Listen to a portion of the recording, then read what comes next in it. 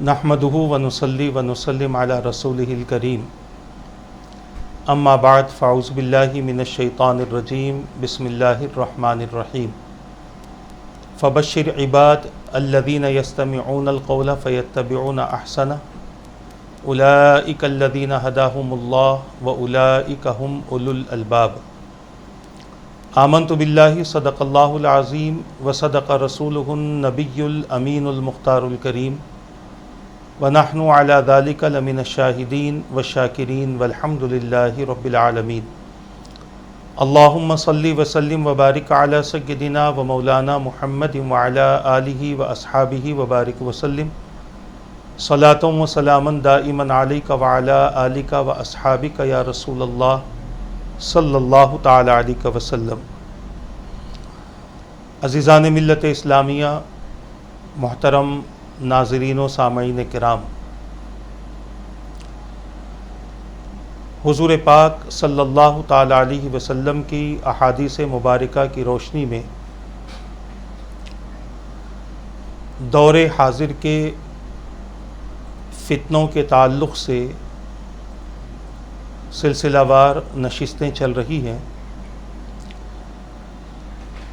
سابقہ نشست میں بھی اسی حوالے سے ایک حدیث پاک پیش کی گئی تھی۔ آج بھی اسی سلسلے کو آگے بڑھاتے ہوئے ایک اور حدیث پاک کا معنی اور مفہوم اور اس کے حوالے سے مختصر سی تشریح آپ حضرات کے درمیان پیش کی جائے گی۔ ان احادیث کو موضوع بنانے کا مقصد صرف اور صرف یہی ہے کہ ہمیں اس بات کا علم ہو کہ جو حالات قیامت تک پیش آنے والے ہیں ان کا تذکرہ رسول اکرم صلی اللہ تعالی علیہ وسلم نے اپنی حیات مبارکہ ہی میں فرما دیا تھا، تاکہ امتی ایسے حالات کے لیے تیار بھی رہیں اور ان حالات سے گھبرائے نہیں، بلکہ استقامت کے ساتھ اپنے دین پر ڈٹے اور جمے رہیں، تو اللہ تبارک و تعالی ان حالات سے ان کو متاثر نہیں فرمائے گا۔ مگر بعض وہ حضرات جن کو ان حالات کا علم نہیں ہے اور حضور اکرم صلی اللہ تعالی علیہ وسلم کے فرامین سے واقف بھی نہیں ہے، ایسے حضرات ان حالات کو دیکھ کر گھبرا بھی جاتے ہیں، پریشان بھی ہوتے ہیں اور پھر خوف زدہ اور دہشت میں رہ کر اپنی زندگی کو تباہی اور بربادی کی طرف لے جاتے ہیں۔ یہ بات مسلم ہے کہ رسول اکرم صلی اللہ تعالی علیہ وسلم نے قرب قیامت کی جو نشانیاں بیان فرمائی ہیں ان میں سے بعض نشانیاں تو صحابہ کے دور ہی میں ظاہر ہو چکی تھی، اس کے بعد ان نشانیوں کے ظہور کا سلسلہ چلتا رہا۔ کبھی کچھ نشانیاں ظاہر ہوئیں، کبھی کچھ نشانیاں ظاہر ہوئیں، یہاں تک کہ ہم جس زمانے میں موجود ہیں اس وقت میں ہم اپنی آنکھوں سے دیکھ رہے ہیں کہ حالات کس طرح سے تبدیل ہو چکے ہیں اور کس طرح سے امت آج افراتفری کا، بے چینی کا، پریشانی، مصیبتوں کا اور بیماریوں کا شکار ہو چکی ہے۔ ایسے وقت میں ہمیں ان چیزوں کے خوف کے بجائے اللہ تبارک و تعالیٰ کا خوف پیدا ہو ہمارے اندر اور اللہ کا تقوی ہم نے اپنے اندر پیدا کر لیا تو یقیناً اس وقت میں یہ مصیبتیں، یہ آفتیں مصیبت نظر نہیں آتی، بلکہ اللہ تبارک و تعالیٰ کے انعام کی صورت میں بندہ اسے قبول بھی کرتا ہے اور صبر کر کے ان مصیبتوں سے آزاد بھی ہوتا ہے۔ جو فرمان حضور اکرم صلی اللہ تعالی علیہ وسلم کے قیامت کی نشانیوں کے تعلق سے ہوں یا قرب قیامت کے حوالے سے ہوں، آج ان میں سے اکثر پورے ہو چکے ہیں، کچھ ہو رہے ہیں اور کچھ ہونا باقی ہے۔ اور جب وہ ساری علامات جو قیامت کے حوالے سے میرے آقا صلی اللہ تعالی علیہ وسلم نے بیان فرمائی ہے، جب وہ مکمل ہو جائے گی تو پھر قیامت قائم ہو جائے گی، اور پھر اس کے بعد کے حالات تو ان لوگوں کے لیے بڑے خطرناک ثابت ہوں گے جنہوں نے دنیا میں اپنے رب کی نافرمانی کی، حضور کے احکام کی مخالفت کی، دین اسلام کا تحفظ نہ کیا ہو۔ اور قیامت کے بعد کے حالات ان لوگوں کے لیے خوشخبری کا سبب بنیں گے جنہوں نے دنیا میں اللہ تبارک و تعالیٰ کو راضی کیا، حضور کی اطاعت کی اور دین اسلام پر استقامت کے ساتھ اپنی زندگی گزار دی۔ عزیزان ملت اسلامیہ، سینکڑوں کی تعداد میں احادیث ہمیں ملتی ہیں قرب قیامت کے حوالے سے، جس میں حضور پاک صلی اللہ تعالی علیہ وسلم نے مختلف طرح سے قیامت کی علامتوں کو ظاہر فرمایا۔ آج انہی میں سے ایک حدیث پاک جو مختلف انداز سے مروی ہے، الگ الگ صحابہ نے اس حدیث پاک کو الگ الگ انداز سے روایت کیا ہے، اور اس کی وجہ یہ رہی کہ صحابہ نے جس طریقے سے حدیث کی سماعت کی، اسی طریقے سے امت کے سامنے اور محدثین کے سامنے اس حدیث کو پیش کیا۔ حضور اکرم صلی اللہ تعالی علیہ وسلم کا فرمان ہے، قیامت کی خاص علامات میں سے ہے بدکاری، بدزبانی، رشتوں کے توڑنے کا عام ہو جانا، امانت دار کو خائن سمجھنا اور خیانت کرنے والے کو امانت دار قرار دینا۔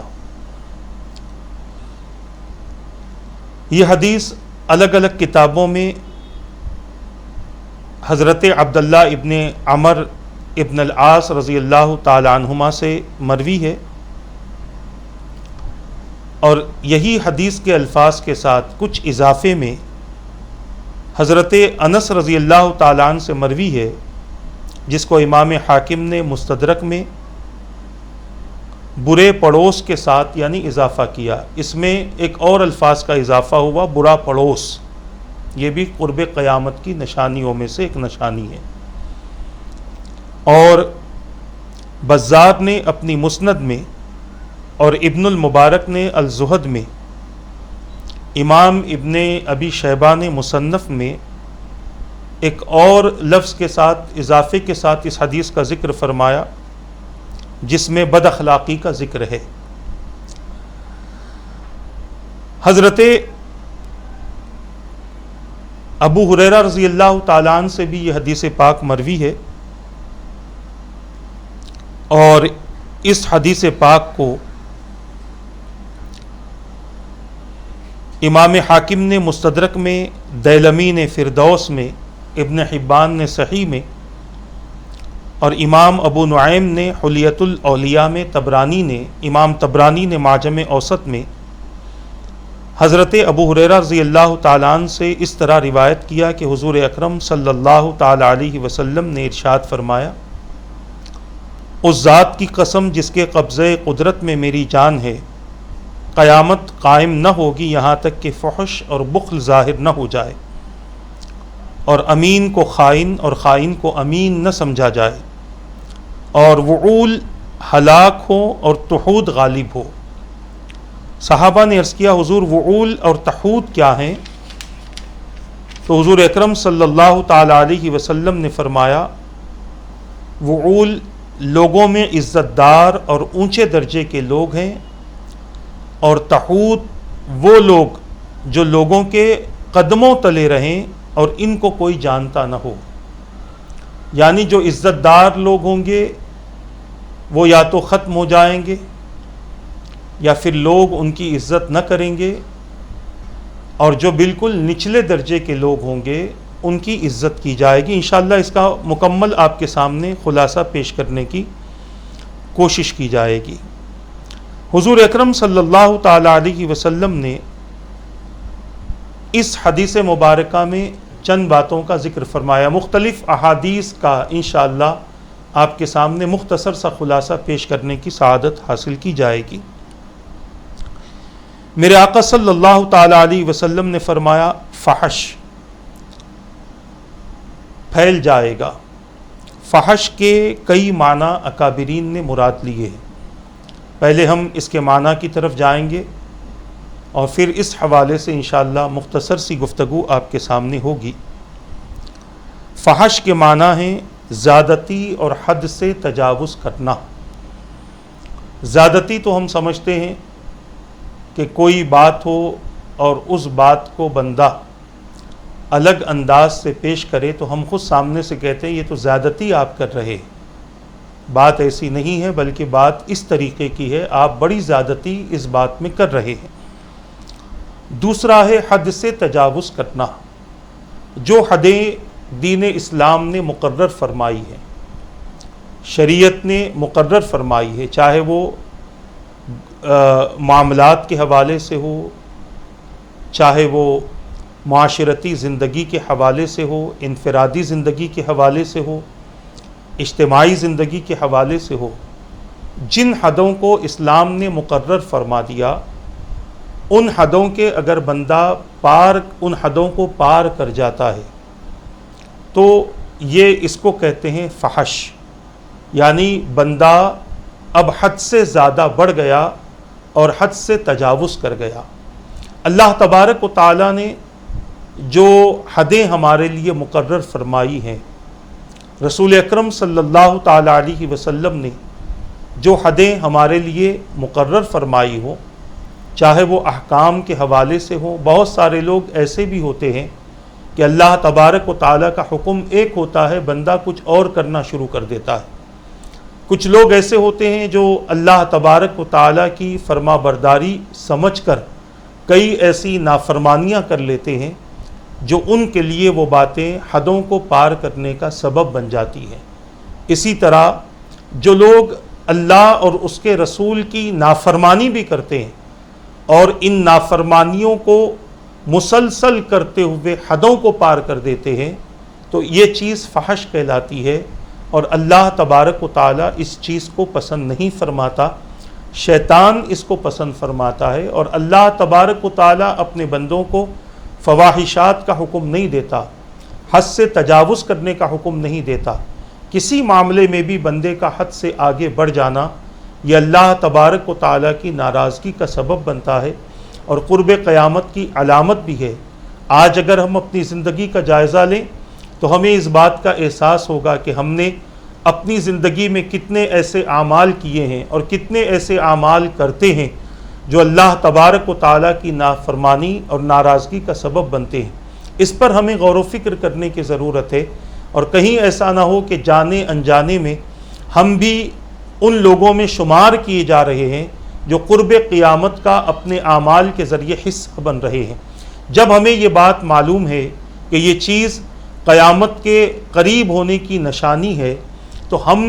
جب معلوم رکھنے کے باوجود اگر ہم اس سے احتیاط نہ کریں، اگر ہم اس سے نہ بچیں تو یقین جانیے سخت عذاب کے مستحق ہوں گے۔ اسی لیے جہاں ہمیں اپنی زندگی گزارنے کے بارے میں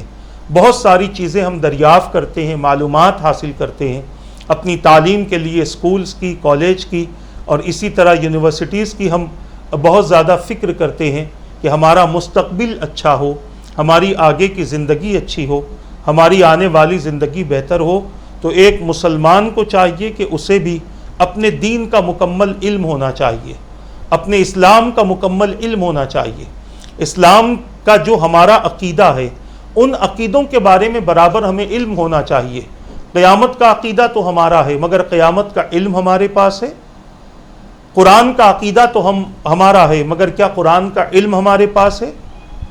اللہ کے رسولوں پر ایمان تو ہمیں ہے، تو کیا اللہ کے رسولوں کے بارے میں علم ہمارے پاس ہے؟ اللہ کی کتابوں پر ہمارا یقین اور ایمان ہے، تو کیا اللہ کی کتابوں کے احکامات کا علم ہمارے پاس ہے؟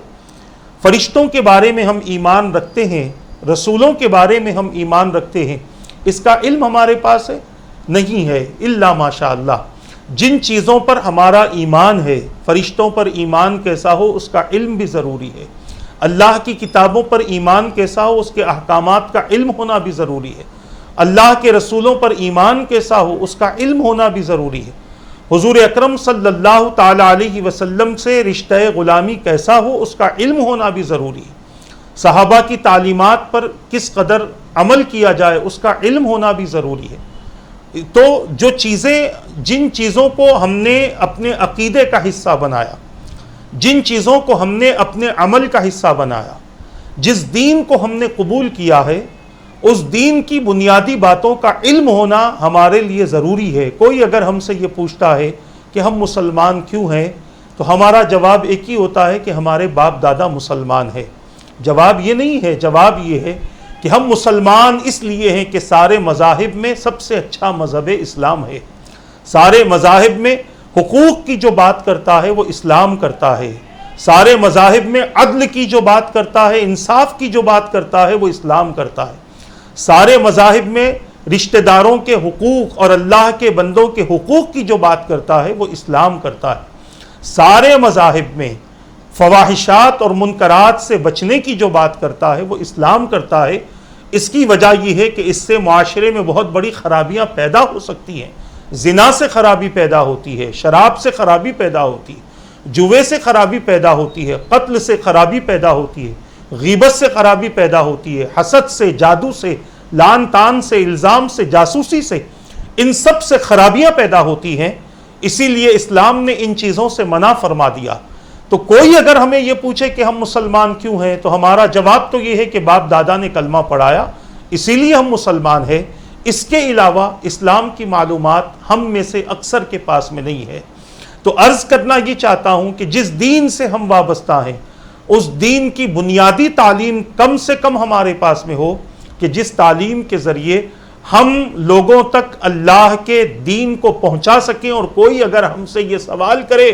کہ تم فرشتوں پر ایمان کیوں رکھتے ہو، تم کتابوں پر ایمان کیوں رکھتے ہو، تم رسولوں پر ایمان کیوں رکھتے ہو، تم اللہ کے رسول پر ایمان کیوں رکھتے ہو، قیامت پر ایمان کیوں رکھتے ہو، تو اس کا بھی علم تو ہونا ضروری ہے۔ ہمیں قیامت پر یقین ہے کہ قیامت قائم ہوگی، مگر ہمیں اس کی معلومات کیا ہیں؟ ہم یہی جانتے ہیں، ہم نے سن لیا جمعہ کے دن قیامت قائم ہوگی، عاشورے کا دن ہوگا، اس طرح کی روایتیں بھی ملتی ہیں، لہٰذا ہم بس اتنا جانتے ہیں قیامت کے تعلق سے، ورنہ اکثر کو تو پتہ ہی نہیں ہے کہ قیامت کہتے کسے ہیں، قیامت کب آئے گی، قیامت کے قائم ہونے سے پہلے کن کن نشانیوں کا ظہور ہوگا، کون آئے گا، کیا تباہی دنیا میں مچے گی، کیا بربادی دنیا میں ہوگی، کس طرح لوگوں کے اندر ایک خوف و دہشت کا عالم ہوگا، کیسے لوگ اپنے ایمان کو بچانے کے لیے غاروں میں چھپ جائیں گے، کس طرح سے امام مہدی کا ظہور ہوگا، کس طرح سے عیسیٰ علیہ السلام نازل ہوں گے، ان سب چیزوں کا علم ہونا یہ ضروری ہے، کیونکہ ہمارا عقیدہ قیامت پر ہے۔ اگر ان چیزوں کا علم ہمارے پاس میں نہیں ہے اور کوئی اگر ہم سے سوال کر لے تو ہم لاجواب ہو جائیں گے، اور آج ہم لاجواب ہو ہی رہے ہیں، کیونکہ ہمارے پاس دنیا بھر کی کتابوں کا علم ہے، دین کا علم ہمارے پاس میں نہیں ہے۔ ماں باپ بڑے فکر مند ہوتے ہیں بچہ جب اسکول نہیں جاتا، اور ماں باپ کو فکر تک نہیں ہوتی جب بچہ مسجد نہیں جاتا، جب بچہ ان محفلوں میں نہیں جاتا جن محفلوں میں اسے دین سکھایا جائے، اسے دین سمجھایا جائے، اللہ اور اس کے رسول کا پیغام ان تک پہنچایا جائے۔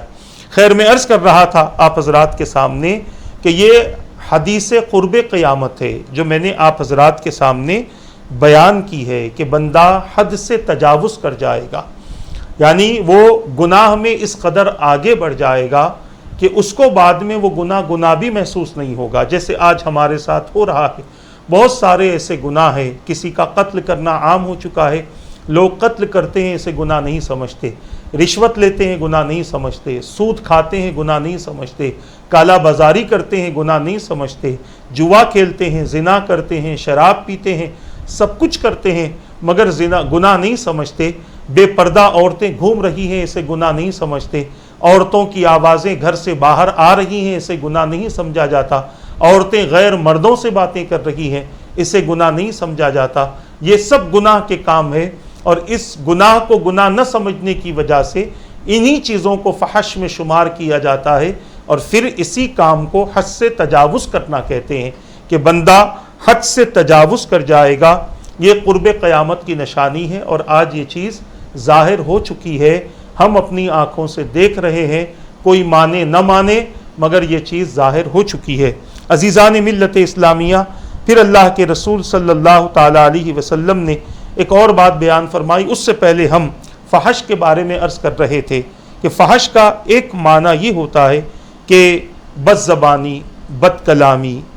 گالی گلوچ کے لیے اپنی زبان کو استعمال کرنا، فحش کلامی۔ آپ اگر اچھی بات کریں، قرآن و حدیث کی بات کریں، آپ اگر فقہ کی بات کریں، آپ اگر دین کی بات کریں، آپ اگر اچھے انداز سے بات کریں، تو کوئی بھی آپ سے دور نہیں بھاگے گا۔ وہ بھاگے گا جسے شیطان بھگا لے جائے، جسے یہ بات سننا پسند نہیں ہوتی، جسے دین کے احکام کو سننا پسند نہیں ہوتا، اللہ اور اس کے رسول کے فرامین کو سننا جسے پسند نہیں ہوتا، ایسے لوگ ان چیزوں سے دور بھاگ جاتے ہیں۔ مگر جو لوگ اچھائی کو پسند کرتے ہیں، اچھے اخلاق کو پسند کرتے ہیں، اچھی گفتگو کو پسند کرتے ہیں، اچھے ماحول کو پسند کرتے ہیں، اچھے لوگوں کی تربیت میں بیٹھنا پسند کرتے ہیں، وہ لوگ ان باتوں کو پسند کرتے ہیں۔ بعض محفلیں ایسی بھی ہوتی ہیں جن میں اللہ کا ذکر ہوتا ہے، جن میں حدیث مصطفیٰ بیان ہوتی ہے۔ ہمارے اکابرین نے ایسی محفلیں کئی سجائی ہیں، اللہ کے ذکر کی محفلیں بھی سجدی تھی، حضور اکرم صلی اللہ تعالیٰ علیہ وسلم کی احادیث بھی بیان ہوتی تھی، فقہاء کرام فقہ کی محفلیں سجاتے تھے، منطق کے جاننے والے منطقی حضرات منطق کی محفلیں سجاتے تھے، اسی طرح قرآن جاننے والے قرآن کریم کی محفلیں سجاتے تھے۔ کہیں تلاوت کی محفل ہوتی تھی، کہیں قرأت کی محفل ہوتی تھی، کہیں قرآن کا درس ہوتا تھا، کہیں ترجمہ بیان ہوتا تھا، کہیں درس تفسیر بیان ہوتی تھی۔ اس طرح سے نیک محفلیں بھی سجتی تھی اور بری محفلیں بھی سجتی تھی۔ بری محفلیں وہ تھی کہ جن میں لوگ بیٹھے ہیں ایک دوسرے کو گالی دے رہے ہیں، جن میں لوگ بیٹھے ہیں ایک دوسرے کو برا کہہ رہے ہیں، لوگ بیٹھے ہیں ایک دوسرے کی غیبت کر رہے ہیں، ایک دوسرے پر لعن طعن کر رہے ہیں۔ ایسی محفلوں میں بیٹھنے والے بھی لوگ ہیں، اور وہ محفلوں میں بیٹھنے والے بھی لوگ ہیں جن کو اپنی آخرت کی فکر ہے، اور جو لوگ ان لوگوں میں شامل ہونا نہیں چاہتے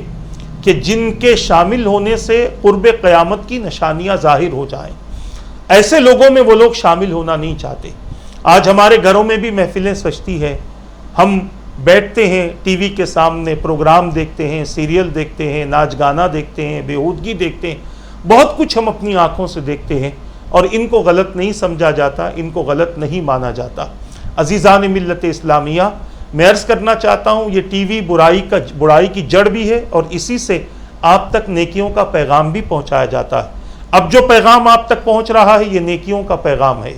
یہ اللہ اور اس کے رسول کے احکامات آپ کے سامنے پیش کیے جا رہے ہیں۔ ایسی چیزیں دیکھنا، ایسی چیزیں سننا کہ جس سے کان خراب نہ ہو، جس سے آنکھیں خراب نہ ہو، جس سے زبان خراب نہ ہو، جس کے ذریعے وجود میں کسی قسم کے شہوات غالب نہ ہو، ایسی چیزیں اگر آپ دیکھتے ہیں تو یقیناً یہ چیزیں دیکھنے سے آپ کی زندگی میں انقلاب پیدا ہو سکتا ہے، آپ کے حالات تبدیل ہو سکتے ہیں۔ مگر ایسی چیزوں کے مشاہدے کرنا، ایسی چیزوں کو دیکھنا، ایسی چیزوں پر نظریں جمانا کہ جن سے ہماری نگاہوں کے خراب ہونے کا خدشہ ہو، ہماری سماعتوں کے خراب ہونے کا خدشہ ہو، ہماری زبانوں سے بکواس جاری ہونے کا خدشہ ہو، ہمارے دل پر گناہوں کے پردے اور گناہوں کا میل جم جانے کا خدشہ ہو، ہمارے سارے وجود پر گناہوں کے اثر ظاہر ہونے کا خدشہ ہو، تو پھر ایسی چیزوں سے اجتناب کیا جائے اور ایسی محفلوں سے بچا جائے۔ آج بے شمار محفلیں ہوتی ہیں، گھروں میں عورتوں کی محفل بھی جمتی ہے، کچھ عورتیں جمع ہو کر گفتگو کرتی ہیں، ان میں کسی کی غیبت ہوتی ہے، میں سب کی بات نہیں کرتا، ان میں کسی کی غیبت ہوتی ہے، کسی کے تعلق سے برا بولا جاتا ہے، کسی پر الزام لگایا جاتا ہے، کسی کی جاسوسی کی جاتی ہے، کسی کے لیے حسد والے کلمات استعمال کیے جاتے ہیں، کسی پر بہتان باندھا جاتا ہے۔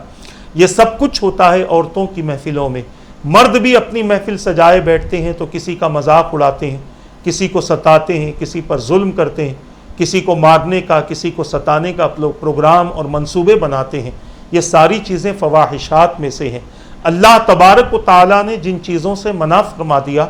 ان چیزوں میں بندے کا حد سے آگے بڑھ جانا یہ فواحشات میں شمار ہوتا ہے۔ اپنی زبانوں سے اگر گالی گلوچ استعمال کرو گے، اپنی زبانوں سے اگر بد کلامی کا استعمال کرو گے، زبان کو بد زبانی میں استعمال کرو گے، تو یقیناً یہ ایک بہت بڑا موضوع ہے۔ میں اختصاراً آپ کے سامنے عرض کرنا چاہتا ہوں، اس بات کو ذہن میں رکھ لیں کہ اگر یہ چیزیں ہماری زبانوں سے جاری ہو رہی ہیں تو ہم لوگ ان لوگوں میں شمار کیے جائیں گے جن کو اللہ تبارک و تعالیٰ نے فواحش استعمال کرنے والوں میں شمار فرمایا ہے۔ عزیزان ملت اسلامیہ، اسی طرح فحش عام طور پر اس سے بے حیائی مراد لی جاتی ہے، یعنی فواحش کا اکثر استعمال، جیسے ہم کہتے ہیں ان الصلاۃ تنہی عن الفحشاء والمنکر، بے شک نماز بے حیائی اور بری باتوں سے بندوں کو بچاتی ہے، تو بے حیائی کے لیے بھی اس کا استعمال کیا جاتا ہے۔ امام نووی نے شرح مسلم میں فرمایا کہ قاضی ایاز رحمۃ اللہ تعالی علیہ نے فرمایا کہ فحش کی اصل زیادتی اور حد سے نکلنا ہے، اس کا معنی یہ ہے۔ امام طبری نے کہا کہ فاحش بد زبان کو کہتے ہیں، اور امام ابن عرفہ نے کہا کہ فواحش کے معنی اہل عرب کے نزدیک قباح کے یعنی بری باتوں کے اور بری چیزوں کے ہیں، اور کبھی بے حیائی کا کام کرنے والا بھی اسی فواحش میں شمار کیا جاتا ہے۔ اسی طرح فرمایا گیا کہ فاحش وہ ہے جس کی فطرت ہی یہ ہے کہ وہ نامناسب کلام کا عادی ہو اور نامناسب کام کا عادی ہو اور اپنی زبان پر قابو نہ رکھتا ہو۔ یہ فاحش کی ایک تعریف کی گئی ہے، اور اسی سے ایک متفحش ہے، وہ ہے جو فحش کا مظاہرہ کرتا ہو، یعنی فطرت تو ایسی نہیں ہے مگر ایسا بن جائے۔ صاحب فیض القدیر نے اس بات کو اپنی کتاب میں آپ نے نقل فرمایا ہے۔ اب اس کا خلاصہ آپ مختصر سا سماعت فرما لیں۔ خلاصہ یہ ہے کہ قیامت کے قریب بد زبانی، بدکاری، بے حیائی کی کثرت ہوگی، بد زبانی عام ہو جائے گی، اور اس قدر عام ہوگی کہ بندہ اپنے آپ کو محفوظ رکھنا چاہے تو بھی بڑی مشکل ہو جائے گی اس کو اس چیز سے محفوظ رکھنے کی۔ ماحول ایسا بن جائے گا۔ آپ دیکھیں آج چھوٹے چھوٹے بچوں کی زبانوں پر گالیاں ہیں،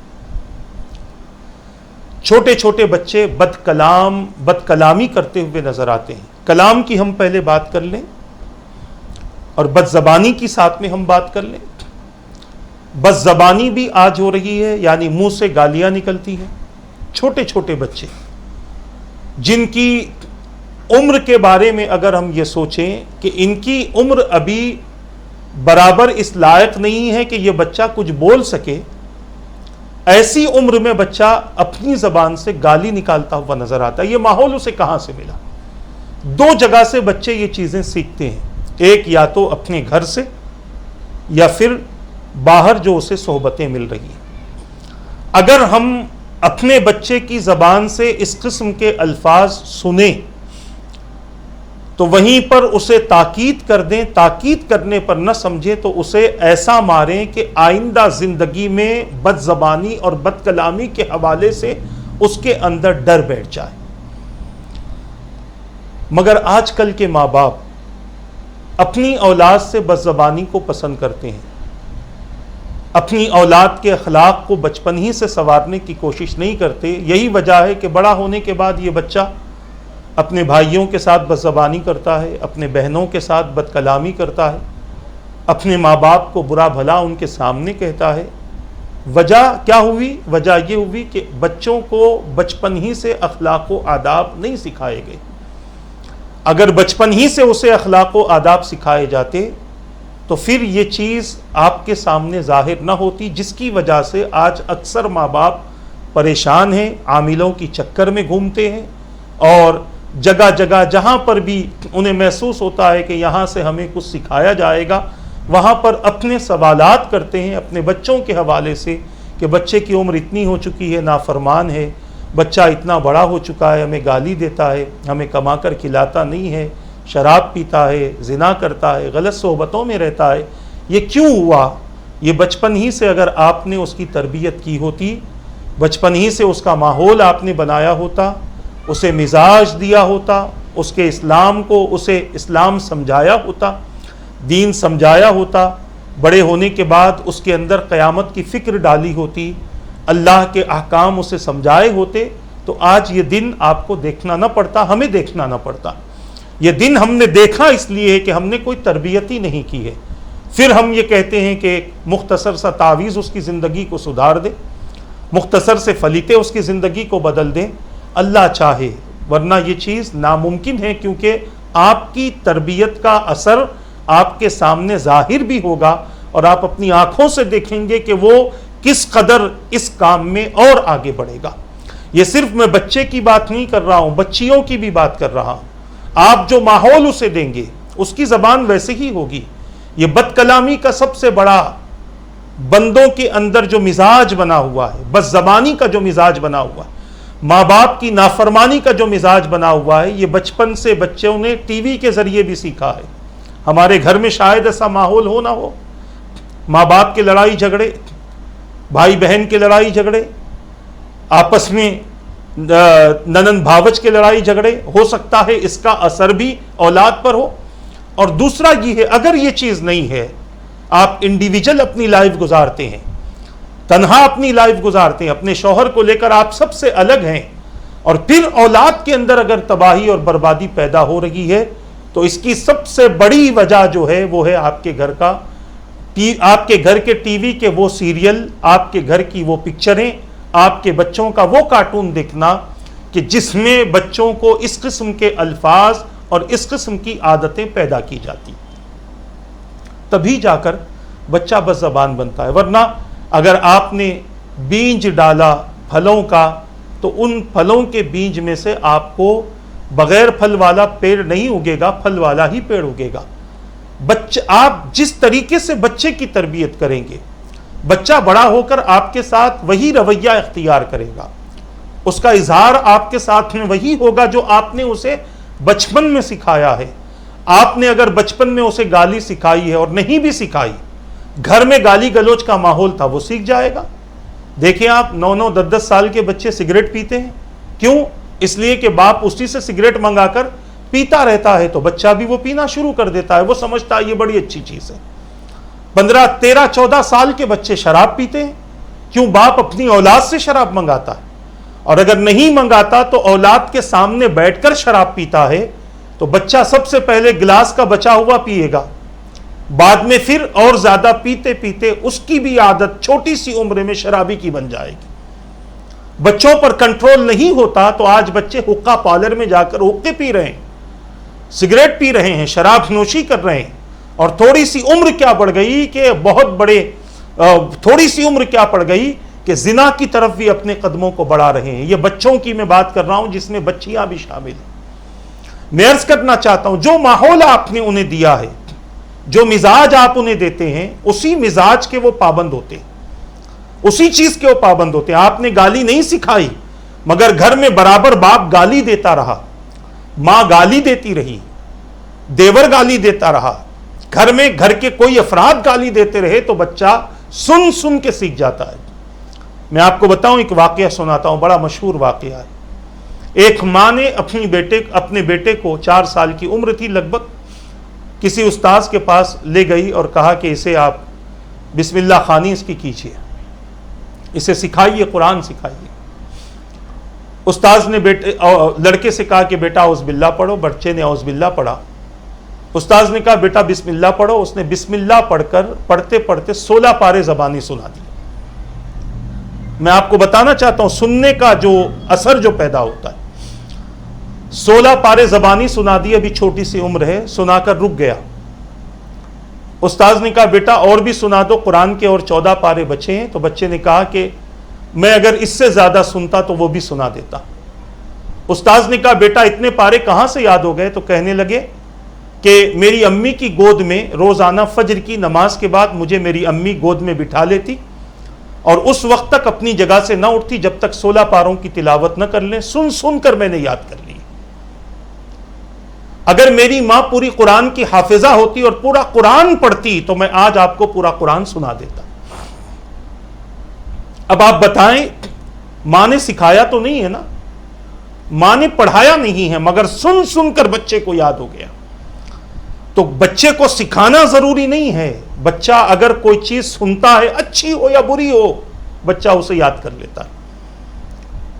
بچہ اسے سیکھ لیتا ہے، بچہ اسے یاد کر لیتا ہے اور اسے اپنے ذہن میں محفوظ کر لیتا ہے، اور پھر اس کی زبان سے جانے انجانے میں وہ چیزیں نکلتی رہتی ہیں۔ بعض ماں باپ اس کو پسند بھی کرتے ہیں کہ بچہ گالی دے رہا ہے، دیکھو کیا اچھے انداز سے گالی دے رہا ہے، بعض ماں باپ پسند کرتے ہیں۔ بچے نے تھپڑ ماری، ماں باپ کو پسند آ گیا، ماں باپ اسے روکتے نہیں ہیں بلکہ اس کے اس عمل کو پسند کرتے ہیں۔ تو آج اس نے ماں پر ہاتھ اٹھایا ہے، کل کسی اور پر وہ ہاتھ اٹھائے گا، اور جب دوسروں پر ہاتھ اٹھائے گا تو وہ چیز لڑائی اور فتنے کا سبب بن جائے گی، جھگڑے کا، تباہی اور بربادی کا سبب بن جائے گی۔ عرض کرنا یہ چاہتا ہوں، جو سکھائیں گے وہ سیکھے گا، جو بتائیں گے وہ سیکھے گا، جو سمجھائیں گے وہ سمجھے گا۔ اور دوسری بات یہ ہے، ایک تو گھر کا ماحول اگر خراب ہو تو گھر ہی سے بچہ سیکھتا ہے، اور دوسری بات اگر باہر کسی ایسے بچوں کی صحبت اسے مل گئی کہ جن کی زبانوں پر گالی ہے، جن کی زبانوں پر غلط گفتگو ہے، جن کی زبان صرف بے حیائی، بد کلامی بکتی رہتی ہے، تو پھر اس کا اثر بھی بچوں پر ہوتا ہے۔ اسی لیے اسلام نے جہاں تربیت اولاد کے سنہری اصول بیان فرمائے ہیں، وہیں پر اسلام نے یہ مزاج بھی دیا ہے کہ اپنی اولاد کی صحبتوں پر نظر رکھا کرو کہ وہ کن کی صحبت میں ہیں۔ اگر تھوڑی سی بھی غیر اخلاقی اور بد اخلاقی والا عمل ہم نے اپنی اولاد کے اندر دیکھ لیا تو اسے اچھے اخلاق سے تبدیل کر دیں۔ ہم اگر اس کی اس بد اخلاقی پر خوش ہو گئے تو بچہ روزانہ ایک نئی چیز سیکھ کر آئے گا جس سے ہمارے گھر کا ماحول تباہ و برباد ہو جائے گا، اور ہم اس بارے میں اتنے پریشان ہوں گے کہ پھر اس پریشانی سے نکلنے کی کوئی صورت آپ کے سامنے نظر نہیں آئے گی۔ اس بات کو ذہن میں رکھنے کی ضرورت ہے اور اس بات کو سمجھنے کی ضرورت ہے۔ یہ حدیث پاک بڑی طویل ہے، انشاءاللہ اس کا دوسرا حصہ بھی ہم آپ کے سامنے اگلی نشست میں عرض کریں گے۔ آج مختصر سی ہم اس حوالے سے گفتگو کر لیں۔ ایک ہے بد کلامی، بچے کا بد زبان ہونا۔ اللہ کے رسول صلی اللہ علیہ وسلم نے ایک موقع پر ارشاد فرمایا، 40 حدیث کی کتابوں میں یہ پڑھا ہوگا، من بذا جفا، جس نے بد زبانی کی اس نے ظلم کیا۔ کس پر ظلم کیا؟ اپنی ذات پر بھی ظلم کیا، کیونکہ بد زبانی سے جہاں پر لوگوں میں آپ بدنام ہوتے ہیں وہیں پر آپ کے نام اعمال میں گناہوں کی کثرت ہوتی ہے۔ جتنی بد زبانی کریں گے، اب اس بد زبانی میں آپ کچھ بھی لے لیجئے، گالی گلوچ لے لیجئے، آپ کسی کی غیبت لے لیجئے، آپ کسی پر الزام لے لیجئے، آپ کسی پر کسی کی جاسوسی لے لیجئے، کسی کے لیے حسد والے کلمات، کسی کا مذاق اڑانا، کسی کی چغلی کرنا، جو چاہیں آپ اس میں شامل کر سکتے ہیں۔ ایک ہے بد کلامی ہوتی ہے، یعنی بندہ جب اپنی زبان کھولتا ہے تو اس کی زبان سے صرف بیہودہ گفتگو نکلتی ہے، صرف فواحشات نکلتے ہیں، صرف بری باتیں نکلتی ہیں، غلط باتیں اس کی زبان سے نکلا کرتی ہیں۔ ان چیزوں سے اپنے آپ کو اور اپنی اولاد کو بچانا ضروری ہے، کیونکہ یہ قرب قیامت کی نشانی ہے، اور اس کے ذریعے کہیں ایسا نہ ہو کہ ہم بھی ان لوگوں میں شمار ہو جائیں کہ جو لوگ اس قیامت کی نشانی میں اپنا حصہ اور اپنا رول ادا کر رہے ہیں۔ عزیزان ملت اسلامیہ، بے حیائی، اب تیسری بات ہے بے حیائی۔ ہم اس کو قرآن سے بھی سمجھنے کی کوشش کریں گے انشاءاللہ۔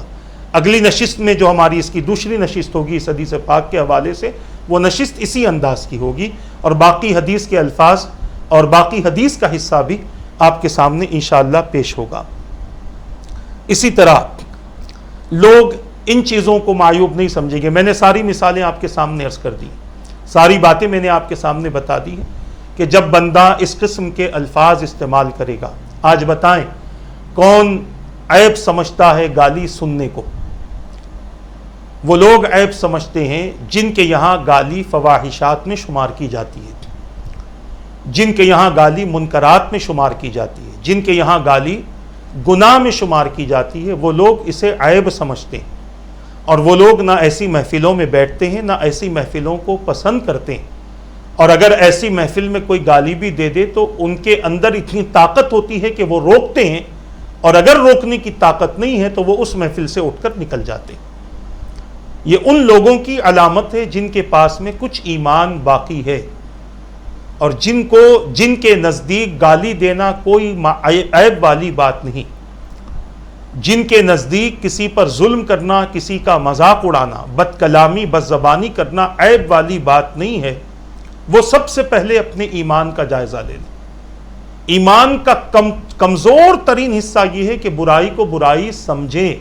کمزور ترین حصہ ہے، دل میں اس کو برا جانے کہ نہیں بھائی یہاں پر غلط بات ہو رہی ہے، یہ محفل غلط ہے، ان لوگوں کے ساتھ بیٹھنا غلط ہے، کم سے کم دل میں اس کو برا جانا جائے، یہ ایمان کا کمزور ترین حصہ ہے، اور آج اس حصے سے بھی ہم محروم ہو چکے ہیں الا ماشاء اللہ۔ ہم تو وہ محفلیں پسند کرتے ہیں جہاں پر اس قسم کی گفتگو، ہم تو وہ محفلیں پسند کرتے ہیں جہاں پر گالی گلوچ ہو، کسی کا مذاق اڑایا جائے، چند مل کر کسی ایک کو ستائیں، ہم ایسی محفلیں پسند کرتے ہیں، ہماری پسندیدہ محافل میں ان کا شمار ہوتا ہے۔ مگر یاد رکھیں یہاں یہ چیزیں آپ کو اچھی لگتی ہیں، مگر یہ چیزیں آپ کے نام اعمال میں گناہوں کو جمع کر رہی ہیں، اور پھر یہ گناہ اس وقت تک معاف نہیں ہوتے جب تک کہ آپ جس بندے کی غیبت سن رہے ہیں اس سے معافی نہ مانگ لیں، جس بندے کی چغلی کر رہے ہیں اس سے معافی نہ مانگ لیں، جس بندے کے تعلق سے بد زبانی اور بد کلامی کر رہے ہیں جب تک اس سے معافی نہ مانگ لیں اس وقت تک آپ کو معاف نہیں کیا جائے گا۔ مگر آج یہ چیزیں عام ہو چکی ہیں اور ہم اس کا حصہ بن چکے ہیں، ہماری طبیعتیں اس کی طرف مائل ہو رہی ہیں، ہمارے مزاج اس کے لیے شوق پیدا کرتا ہے، ہمارا نفس خواہشات پیدا کرتا ہے کہ کب تک دین کی باتیں کرتا رہے گا، سنتا رہے گا، کبھی ایسی محفل میں بھی بیٹھ جا، اور جب بندہ ایسی محفلوں کی نظر ہو جاتا ہے تو عمر تمام ایسی محفلوں میں ہی شریک ہونے کی وہ کوشش کرتا ہے۔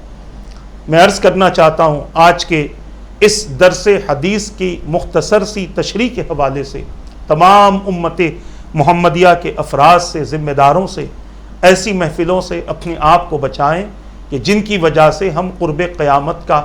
حصہ بن رہے ہوں، اور ایسی حدیث کا حصہ بن رہے ہوں جو قرب قیامت کی نشانیاں ہیں۔ اپنی آل اولاد کو بد زبانی سے بچائیں،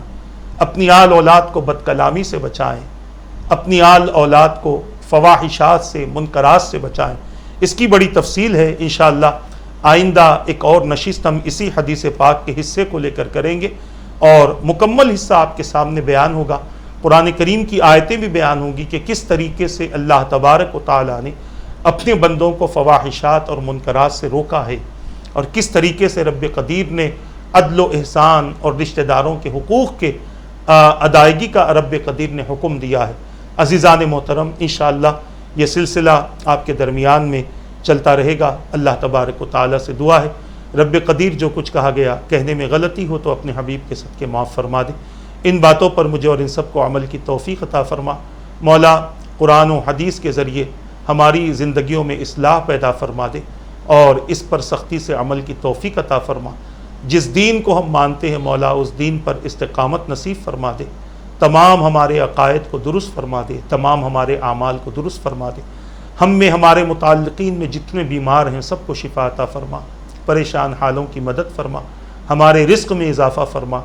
حلال روزی نصیب فرما دے، حرام کے لقموں سے مولا ہماری حفاظت فرما۔ جن جن لوگوں نے دعاؤں کے لیے کہا، دعاؤں کے لیے کہتے رہتے ہیں، ان کے جائز مقاصد کو پورا فرما دے، ایمان کی سلامتی کے ساتھ زندگی عطا فرما، ایمان کی حالت میں کلمہ پڑھتے ہوئے نبی کا دیدار کرتے ہوئے موت نصیب فرما۔ کل بروز قیامت ہمیں، ہماری نسلوں کو، ہمارے مرحومین کو اپنے حبیب کی شفاعت عطا فرما برحمتک یا ارحم الراحمین۔ وما علینا الا البلاغ۔ السلام علیکم ورحمۃ اللہ وبرکاتہ۔